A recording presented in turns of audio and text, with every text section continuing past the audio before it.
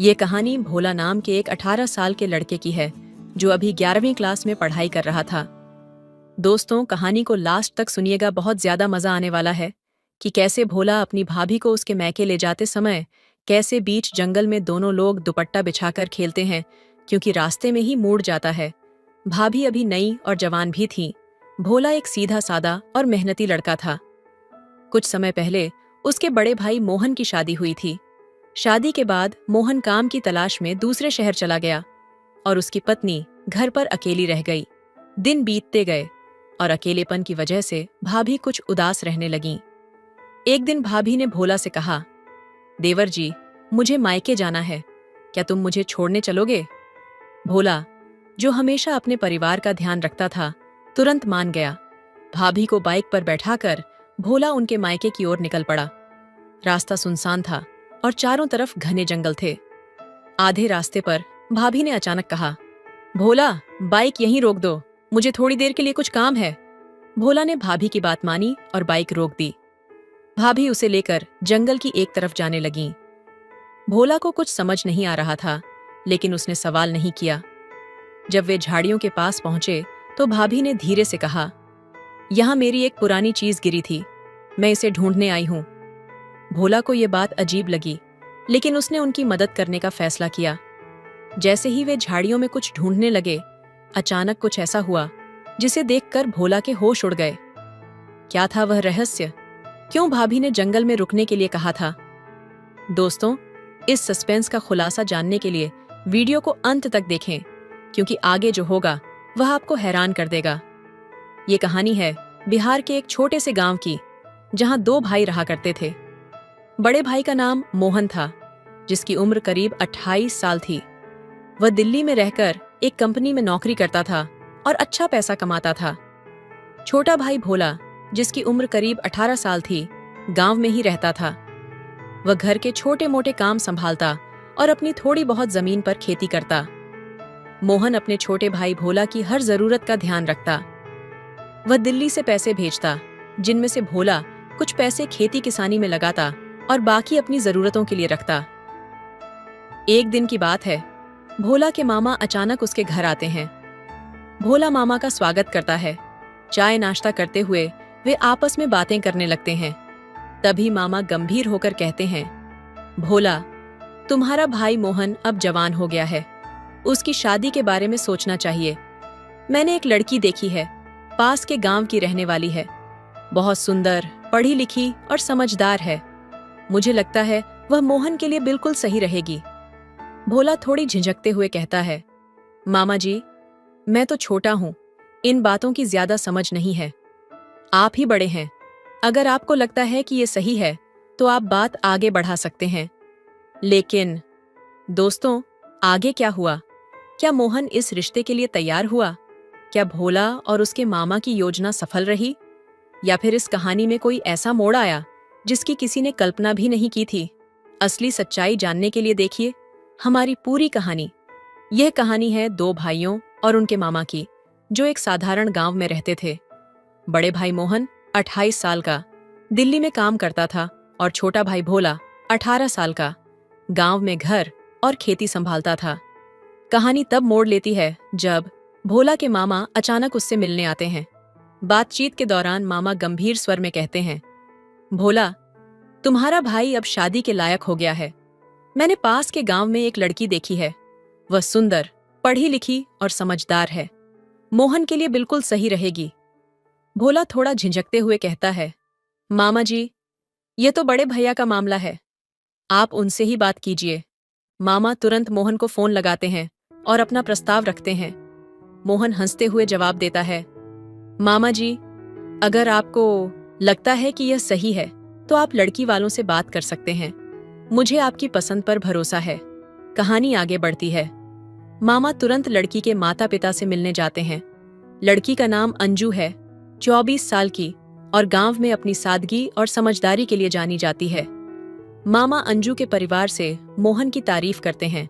मेरा भांजा दिल्ली में नौकरी करता है और अच्छा कमाता है, वह बेहद समझदार और जिम्मेदार है।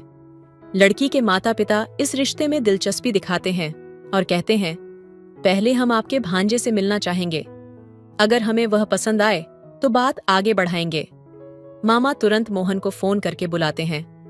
मोहन अपने काम से छुट्टी लेकर घर आ जाता है। अब वह और मामा अंजू के घर जाने की तैयारी करते हैं। लेकिन क्या अंजू और उसके परिवार को मोहन पसंद आएगा? क्या यह रिश्ता बिना किसी रुकावट के तय हो जाएगा, या फिर इस कहानी में कुछ ऐसा होगा जो सभी को चौंका देगा? इस सस्पेंस का खुलासा जानने के लिए हमारी पूरी कहानी जरूर देखें। अगले भाग में हम आपको बताएंगे कि इस रिश्ते का अंजाम क्या हुआ। चैनल को सब्सक्राइब करें और बने रहें। दोस्तों, ये कहानी आगे बढ़ती है जब मोहन और अंजू का रिश्ता तय हो जाता है। लड़की वालों को मोहन का स्वभाव और काम पसंद आता है और वे इस रिश्ते को खुशी खुशी स्वीकार कर लेते हैं। शादी का दिन 2 महीने बाद वह खास दिन आता है जब मोहन दूल्हा बनता है और बारात लेकर अंजू के घर पहुंचता है। शादी का माहौल खुशनुमा होता है। बारातियों का स्वागत धूमधाम से किया जाता है। फिर मोहन और अंजू की शादी पूरे रीति रिवाजों के साथ हो जाती है। अंजू मोहन की दुल्हन बनकर उसके घर आती है। पहली रात जब मोहन अपनी पत्नी के कमरे में जाता है और उसका घूंघट उठाता है तो वह उसकी खूबसूरती देखकर मंत्रमुग्ध हो जाता है। दोनों एक दूसरे से बातचीत करते हैं, अपने जीवन के अनुभव साझा करते हैं और धीरे धीरे एक दूसरे के करीब आते हैं। 1 महीने का सुखद समय बीत जाता है। इसी बीच एक दिन मोहन को कंपनी से फोन आता है। फोन पर उसका मैनेजर कहता है, मोहन, कंपनी में एक जरूरी काम आ गया है, तुम्हें तुरंत वापस आना होगा। अगर तुम नहीं आए तो तुम्हारी नौकरी खतरे में पड़ सकती है। मोहन यह बात अंजू को बताता है। वह थोड़ा चिंता में पड़ जाता है, लेकिन अंजू समझदारी से जवाब देती है, अगर कंपनी ने अर्जेंट बुलाया है तो तुम्हें जाना चाहिए। काम सबसे जरूरी है, मैं यहाँ सब संभाल लूंगी। मोहन अपनी पत्नी की बात से सहमत होकर अपना सामान पैक करता है और अगले दिन दिल्ली की ओर रवाना हो जाता है। लेकिन दिल्ली जाने के बाद क्या मोहन का काम आसानी से पूरा हो गया? क्या अंजू ने अकेले अपने नए घर को संभाल लिया, या फिर इस कहानी में कोई ऐसा मोड़ आने वाला है जो इन दोनों के जीवन को बदल कर रख देगा? इस सस्पेंस का जवाब जानने के लिए जुड़े रहिए और पूरी कहानी देखें। अगले भाग में आपको यह जानने को मिलेगा कि आगे क्या हुआ। दोस्तों, ये कहानी एक दिलचस्प मोड़ लेती है। जब मोहन अपने काम के सिलसिले में दिल्ली चला जाता है तो अंजू को उसके बिना कुछ दिन अकेलापन महसूस होने लगता है। एक दिन भोला अपनी भाभी अंजू से कहता है, भाभी जी, आप इतनी उदास क्यों हो? क्या बात है? क्या आपको भैया की याद आ रही है? अंजू मुस्कुराते हुए कहती है, नहीं देवर जी, ऐसा कुछ नहीं है। भैया से मेरी रोज बात होती है, सब कुछ ठीक है। समय बीतता है और 1 महीने बाद अंजू के मायके से एक फोन आता है। फोन पर बताया जाता है कि अंजू की मां की तबीयत अचानक खराब हो गई है और उसे अपनी मां के पास जाना होगा। अंजू तुरंत भोला से कहती है, देवर जी, मेरी मां की तबीयत खराब हो गई है, मुझे वहां जाना है, क्या आप मेरे साथ चलेंगे? भोला बिना किसी हिचकिचाहट के कहता है, भाभी जी, बिल्कुल, मैं आपको लेकर चलता हूं। भोला अपनी भाभी अंजू को बाइक पर बैठाकर उसकी मां के घर की ओर रवाना हो जाता है। रास्ते में एक होटल पड़ता है और भोला बाइक रोकते हुए कहता है, भाभी जी, मुझे थोड़ा भूख लग रही है, क्यों ना हम यहाँ रुककर थोड़ा नाश्ता करें, फिर आराम से चलेंगे। अंजू हंसते हुए कहती है, ठीक है देवर जी, थोड़ी देर आराम कर लेते हैं। ये दोनों होटल के अंदर जाते हैं और एक टेबल पर बैठकर नाश्ता करते हैं। भोला 2 समोसे मंगवाता है और दोनों साथ में नाश्ता करते हैं। फिर वे अपनी यात्रा जारी रखते हैं। लेकिन क्या अंजू की मां की तबीयत सच में खराब थी, या फिर इसके पीछे कोई गहरी वजह थी? क्या अंजू और भोला के बीच इस सफर में कुछ ऐसा घटने वाला था जो पूरी कहानी का रुख बदल दे? इस सस्पेंस को जानने के लिए जुड़े रहिए। हम आपको बताएंगे कि आगे क्या हुआ। जब और थोड़ी दूरी पर ये दोनों पहुंचते हैं तो रास्ते में एक सुनसान जंगल आता है। चारों ओर झाड़ियां होती हैं। अब अंजू अपने देवर भोला से कहती है कि देवर जी, तुम बाइक यहीं पर रोक लो, मुझे थोड़ी देर के लिए यहाँ पर काम है। अब भोला अपने मन में सोचता है, इन झाड़ियों में भाभी को आखिर क्या काम हो सकता है? फिर भी वह बाइक रोक लेता है। अंजू नीचे उतर जाती है और भोला से पूछता है, भाभी जी, तुम्हें अचानक यहाँ क्या काम हो सकता है? अंजू जवाब देती है, देवर जी, मुझे इन झाड़ियों के बीच में थोड़ा सा काम है, हम दोनों को वहां जाना होगा। भोला अंजू की बात मान जाता है और दोनों वहां पर चलते हैं। थोड़ी देर बाद भोला अंजू से फिर पूछता है, भाभी जी, यहाँ तुम्हें क्या काम करना है? अंजू समझाते हुए कहती है, देवर जी, मैं बस तुमसे कुछ बातें करना चाहती हूँ। मैं चाहती हूँ कि तुम मेरे साथ थोड़ा समय बिताओ। भोला अब समझ जाता है और दोनों एक दूसरे के साथ कुछ वक्त बिताते हैं। थोड़ी देर बाद वे दोनों थक कर बैठ जाते हैं और फिर भोला अपनी भाभी को लेकर उसकी माँ के घर चला जाता है। अंजू अपनी बीमार माँ को देखकर चिंतित हो जाती है और कहती है, माँ, तुम समय पर दवाई नहीं ले रही हो, तुम समय पर खाना नहीं खा रही हो, इसीलिए तुम बीमार हो रही हो। फिर वह अपनी माँ से कहती है, मैं तुमसे मिलने के लिए आई हूँ, लेकिन ज्यादा समय नहीं रुक सकती क्योंकि मुझे कल सुबह अपने ससुराल जाना होगा। उसकी माँ कहती है, ठीक है बेटा, कोई बात नहीं, तुम यहाँ तक आई हो, मेरे लिए यही काफी है। अगले दिन सुबह भोला अपनी भाभी को बाइक पर बैठाकर घर वापस चला जाता है। अंजू ने भोला से जो समय बिताया उसमें वह खुश थी और यह एक सामान्य रिश्ते का हिस्सा था जहां दोनों एक दूसरे के साथ समय बिताते थे। अब दोनों नियमित रूप से एक दूसरे से संवाद करते थे और एक दूसरे की मदद करते थे। समय के साथ अंजू ने एक बच्चे को जन्म दिया। मोहन, जो दिल्ली से वापस घर आ गया था, अपनी पत्नी के साथ रहने लगा। जीवन में कई बार लोग अपनी इच्छाओं और जरूरतों के लिए अन्य लोगों से सहायता लेते हैं। अंजू ने अपनी कठिनाइयों को हल करने के लिए अपनी मदद के लिए अपने परिवार के सदस्य का सहारा लिया। हालांकि यह स्थिति जटिल थी और उसे अपने जीवन में जिम्मेदारियों को समझने की आवश्यकता थी। मोहन अपने बच्चे से बहुत प्यार करता था और उसने उसे अपना बच्चा समझा। हालांकि वह यह भी जानता था कि जीवन में चीजें कभी-कभी उम्मीद के मुताबिक नहीं होती। ये कहानी हमें यह सिखाती है कि हमें अपने कार्यों के परिणामों के बारे में सोच समझकर निर्णय लेने चाहिए। परिवार और रिश्तों को सशक्त बनाने के लिए प्यार, विश्वास और जिम्मेदारी बहुत महत्वपूर्ण है। इस कहानी को सुनाने का उद्देश्य आपको किसी भी तरह से परेशानी में डालना नहीं है, बल्कि यह जागरूकता प्रदान करना है कि हर एक कदम और निर्णय के पीछे जिम्मेदारी होती है। हमें अपने जीवन और रिश्तों में हमेशा सावधानी बरतनी चाहिए। धन्यवाद और दोस्तों, अपना और अपने परिवार का ख्याल रखें। हम फिर एक नई कहानी के साथ मिलेंगे। हेलो दोस्तों, स्वागत है आपका हमारे YouTube चैनल पर। आज की कहानी बहुत ही अच्छी है। नेहा, एक 18 साल की जिंदा दिल लड़की, अपने छोटे से गांव में रहती थी। वह 12वीं कक्षा की छात्रा थी, लेकिन पढ़ाई लिखाई में उसका मन नहीं लगता था। नेहा के पिता का सपना था कि उनकी बेटी एक सरकारी अफसर बने और उनका नाम रोशन करे। वह उसे पढ़ाई में प्रोत्साहित करते, लेकिन नेहा का झुकाव कुछ और ही था। नेहा अपने दोस्तों के साथ मस्ती करने, खेल कूद में वक्त बिताने और गांव की गलियों में बेफिक्र दौड़ने में ज्यादा खुश रहती थी। उसकी यह आदत और खासकर लड़कों जैसे कपड़े पहनना उसके माता पिता को परेशान करता था। वे उसे बार बार समझाने की कोशिश करते कि वह लड़की है और उसे समाज के अनुसार व्यवहार करना चाहिए। नेहा, लड़कियों जैसे कपड़े पहनो, ये लड़कों के बीच खेल कूद करना बंद करो, तुम्हें पढ़ाई पर ध्यान देना चाहिए, तुम्हारा भविष्य इससे खराब हो जाएगा, उसकी माँ रोज समझाती। लेकिन नेहा अपने मन की मालिक उनकी बातों पर ध्यान नहीं देती। एक दिन नेहा के पिता का गुस्सा अपने चरम पर पहुंच गया। उन्होंने गुस्से में कह दिया, तुम लड़की नहीं हो नेहा, तुम्हारी हरकतें देखकर लगता है तुम एक किन्नर हो। लड़कों के साथ खेल कूद और उनका जैसा व्यवहार करना ही तुम्हें अच्छा लगता है। पिता की इस बात ने नेहा के दिल को गहराई तक चोट पहुंचाई। वह रात भर रोती रही। पहली बार उसे महसूस हुआ कि उसके अपने पिता भी उसकी पहचान पर सवाल उठा रहे हैं। उस रात नेहा ने एक फैसला किया। उसने ठान लिया कि वह अपने पिता को गलत साबित करके रहेगी। उसने अपनी जिंदगी को एक नई दिशा देने की ठानी। अगले दिन से ही नेहा ने अपने दोस्तों से दूरी बना ली और अपने पढ़ाई में पूरी लगन से जुट गई। शुरुआत में सबने उसकी बातों को मजाक में लिया। उसके दोस्तों ने ताना मारा, अरे नेहा अब पढ़ाई करेगी, ये तो नामुमकिन है।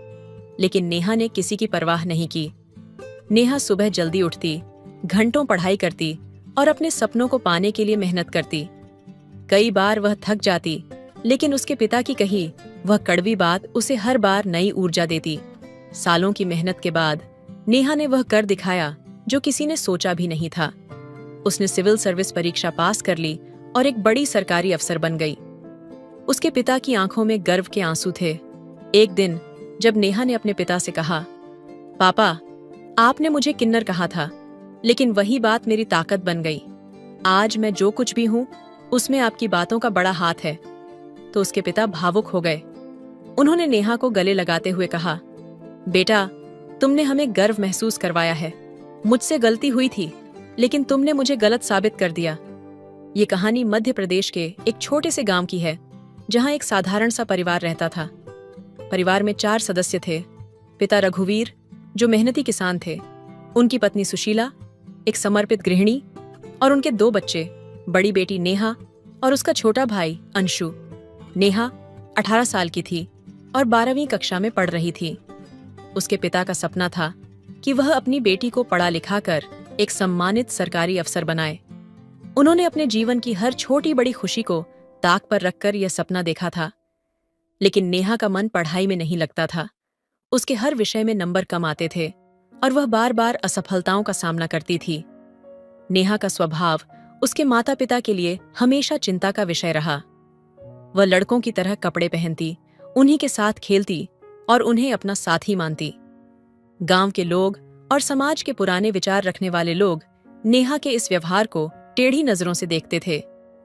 नेहा के माता पिता को यह सब सहन करना पड़ता, लेकिन वे उसे बार बार समझाने की कोशिश करते। सुशीला अक्सर नेहा को प्यार से समझाती, बेटी, तुम लड़की हो, समाज लड़कियों से एक अलग उम्मीद रखता है, तुम्हें लड़कियों की तरह रहना चाहिए। लेकिन नेहा का जवाब हमेशा वही होता, माँ, मैं जैसे हूं वैसे ही खुश हूं, मैं खुद को बदलना नहीं चाहती।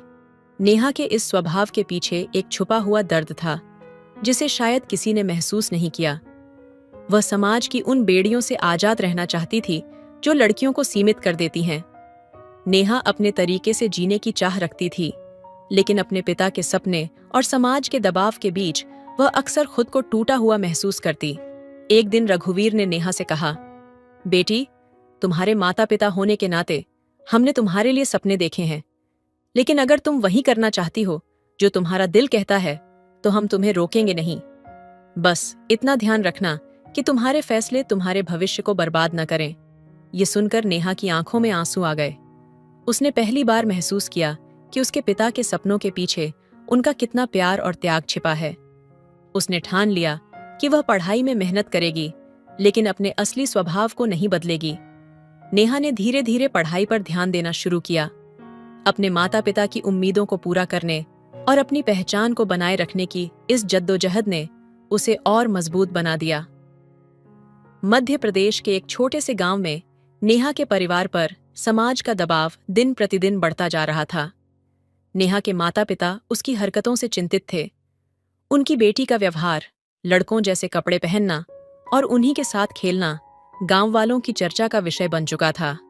एक दिन नेहा के पिता रघुवीर और मां सुशीला ने फैसला किया कि नेहा को डॉक्टर के पास ले जाया जाए। कहीं ऐसा तो नहीं कि उसकी मानसिक स्थिति ठीक न हो। जब डॉक्टर ने नेहा का पूरा चेकअप किया तो उन्होंने कहा, आपकी बेटी पूरी तरह से स्वस्थ है। ये कोई बीमारी नहीं है, बस उसका व्यक्तित्व है। उसे समझने की कोशिश कीजिए। डॉक्टर की यह बात सुनकर माता पिता थोड़ा आश्वस्त हुए, लेकिन गांव वालों की तीखी टिप्पणियां लगातार उनकी आत्मा को छलनी करती रहीं। लोग कहते, आपकी बेटी तो लड़कों के साथ रहती है, वह लड़की नहीं, किन्नर जैसी है। इन शब्दों ने रघुवीर और सुशीला को भीतर तक हिला दिया। समाज के इस ताने और दबाव ने रघुवीर का धैर्य तोड़ दिया। एक दिन जब नेहा अपने दोस्तों के साथ खेलकर घर लौटी तो रघुवीर गुस्से से भर उठे। उन्होंने नेहा को डांटा और कहा, मुझे तो लगता है तुम लड़की नहीं हो, तुम किन्नर हो, इसलिए तुम लड़कों जैसे कपड़े पहनती हो और उन्हीं के साथ रहती हो। नेहा के लिए यह शब्द किसी तीर की तरह थे।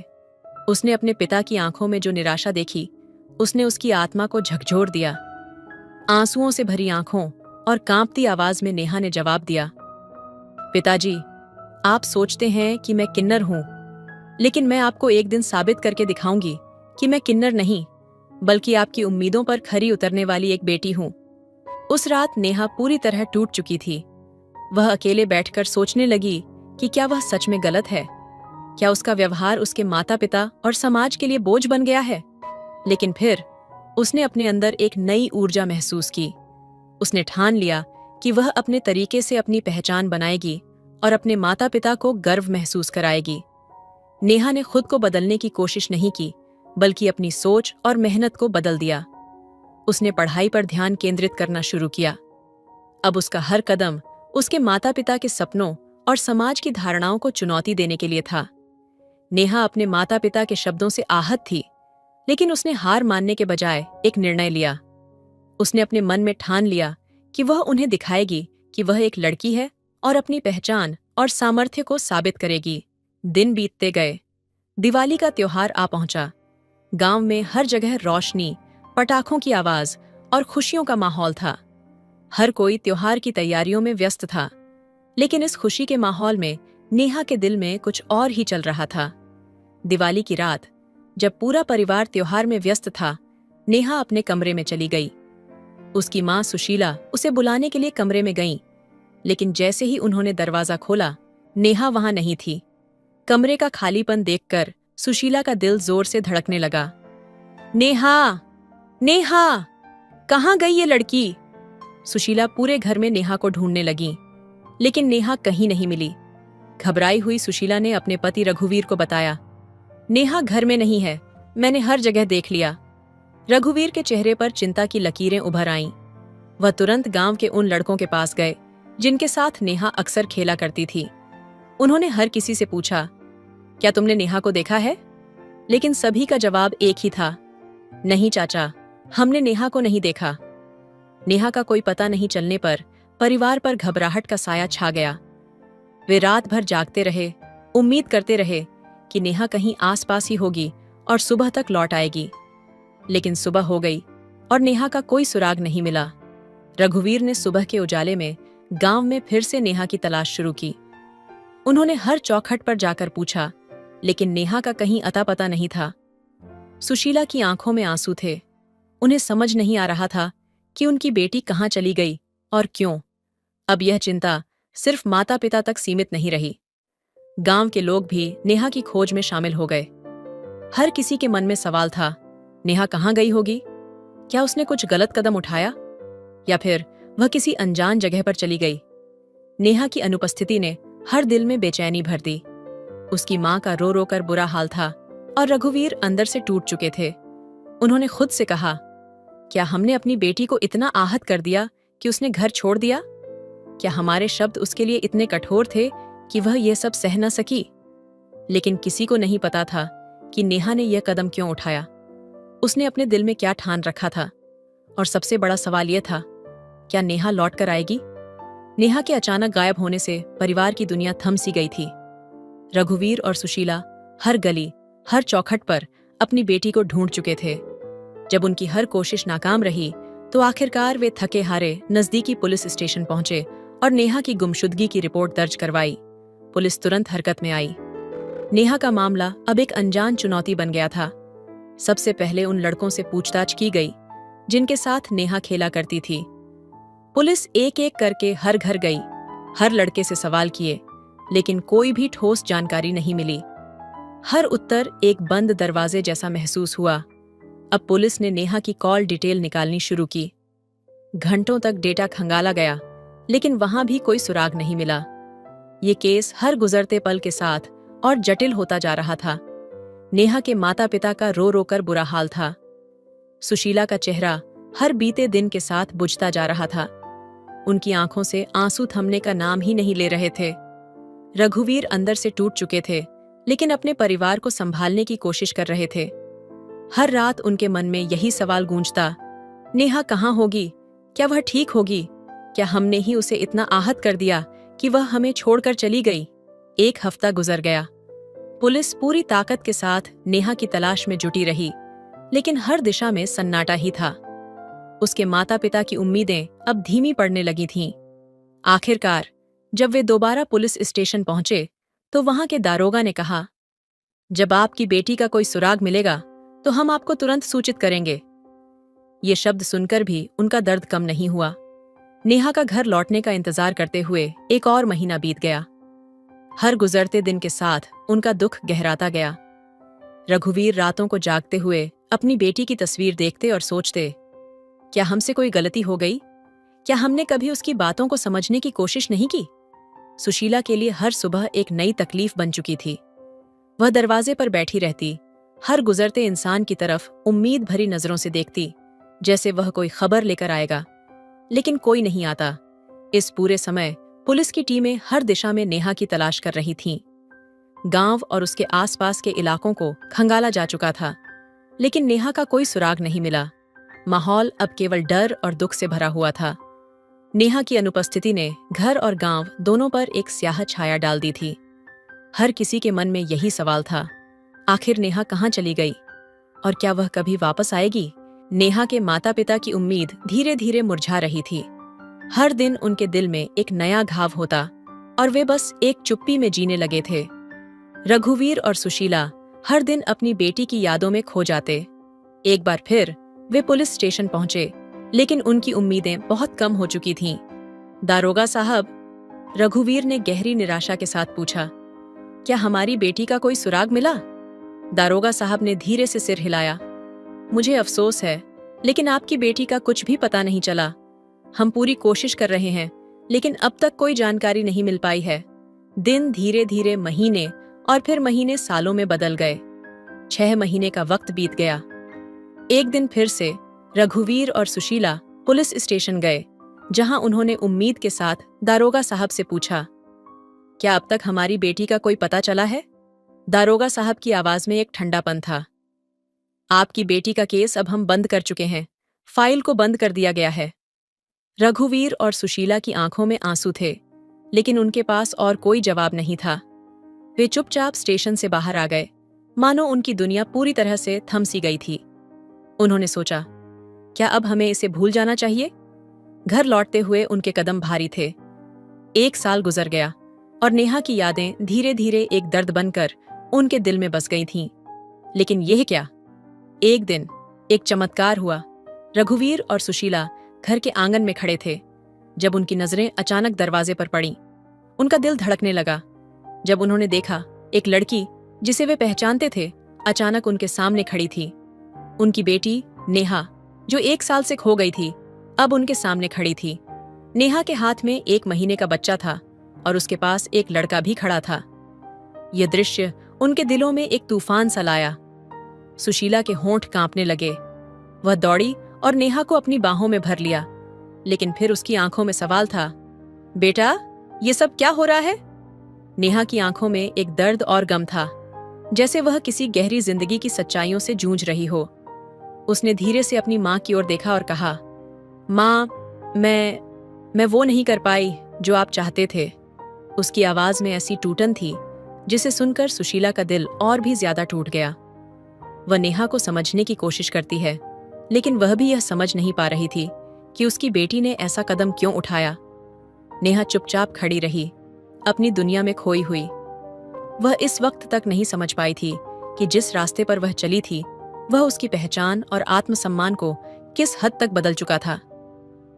नेहा अपनी माँ के पास खड़ी थी। उसकी आंखों में गहरी उदासी थी, जैसे उसके दिल के कई राज अब सामने आने वाले हों। उसने धीमे से कहा, माँ, पापा ने एक बार मुझे कहा था कि मैं लड़की नहीं हूं। उन्होंने कहा था कि मैं तो किन्नर हूं और इसीलिए मैं लड़कों के साथ रहती हूं, लड़कों जैसे कपड़े पहनती हूं। वह शब्द मेरे दिल में गहरे उतर गए थे। नेहा की आवाज में दर्द था, लेकिन साथ ही एक ठान लिया हुआ जज्बा भी। मैंने यह साबित करने के लिए यह कदम उठाया कि मैं एक लड़की हूं और मुझे किसी के समझाने की जरूरत नहीं है। उसकी माँ की आंखों में आश्चर्य और गुस्सा था, लेकिन वह चुप थी।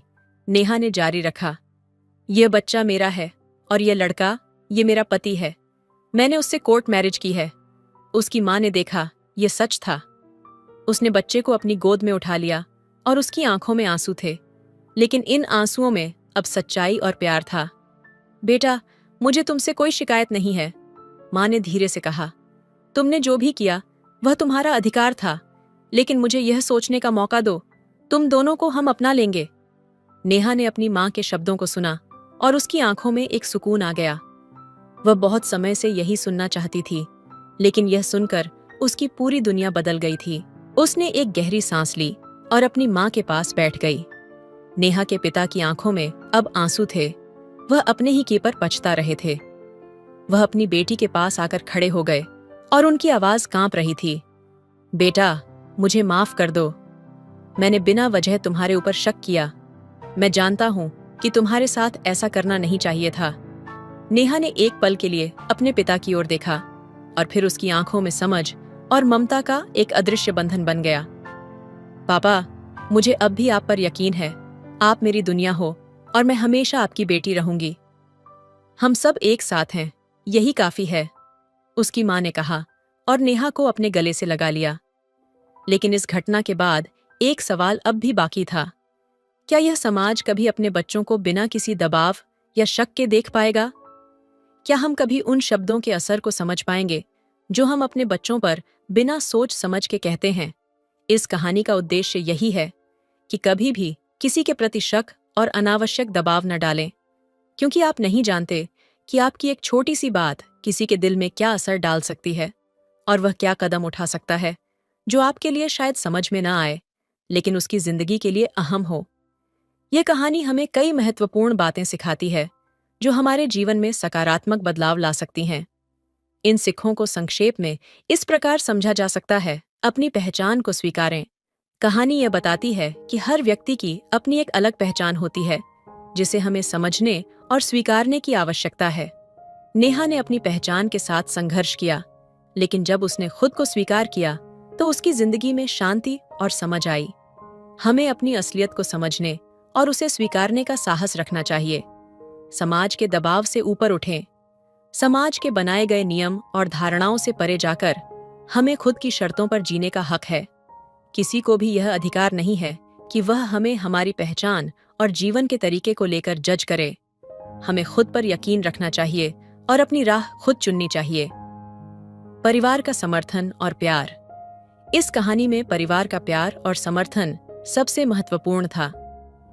जब नेहा के माता पिता ने अपनी बेटी को बिना शर्त स्वीकार किया तो वह अपनी जिंदगी को सही दिशा में आगे बढ़ा पाई। यह हमें यह सिखाता है कि परिवार की समझ और सहानुभूति जीवन के कठिन समय में सबसे बड़ी ताकत बन सकती है। माफी और समझ की अहमियत। नेहा के पिता ने अपनी बेटी से माफी मांगी और अपनी गलतियों को स्वीकार किया। यह दिखाता है कि माफी मांगना और अपने कार्यों के लिए जिम्मेदारी लेना किसी भी रिश्ते को मजबूत बनाता है।